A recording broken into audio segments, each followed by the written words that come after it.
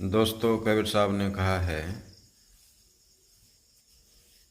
कि जाति न पूछो साधु की, पूछ लीजिए ज्ञान। मोल करो तलवार की, पड़ी रहें दो म्यान। बात बिल्कुल सही है कि जाति से क्या होता है, कुछ होता है क्या? जिस व्यक्ति की आप जाति पूछ रहे हैं, जाति पूछ करके आपने उस व्यक्ति का अपमान किया, उस व्यक्ति को आपने जाति पूछकर सम्मान नहीं दिया, अपमान किया। जाति पूछना ही व्यक्ति का अपमान है, क्योंकि इस चाम की कोई जाति नहीं होती। इस चाम की बस एक ही जाति है, जिससे यह बना है वही उसका जात है, और तो कोई जात नहीं है।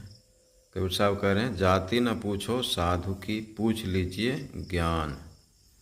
अरे ज्ञान से मोक्ष मिलता है, ज्ञान से कल्याण होता है, ज्ञान से लोग विकास करता है, ज्ञान से लोग आसमान की ऊंचाई को छूता है। ज्ञान न पूछो, चाम को पूछ करके क्या करोगे? जाति मतलब चाम, चाम से कहीं कोई आकाश जाता है? नहीं जाता है। जाता किससे है? ज्ञान से। इसलिए कबीर साहब स्पष्ट शब्दों में कह रहे हैं कि जाति मत पूछो, पूछना है तो ज्ञान पूछ लो, क्योंकि साधुओं के पास ज्ञान होता है, विद्वानों के पास ज्ञान होता है। जो बड़े जाति के लोग हैं, जाति लेकर के क्या करोगे? जैसे ब्राह्मण, तो ब्राह्मण बड़े जाति समझे जाते हैं, तो अहंकार भी उसमें उतना ही रहता है कि मैं तो ब्राह्मण हूँ, मैं तो ये हूँ, मैं तो वो हूँ। तो ये पूछने से किसी का कल्याण नहीं होता है।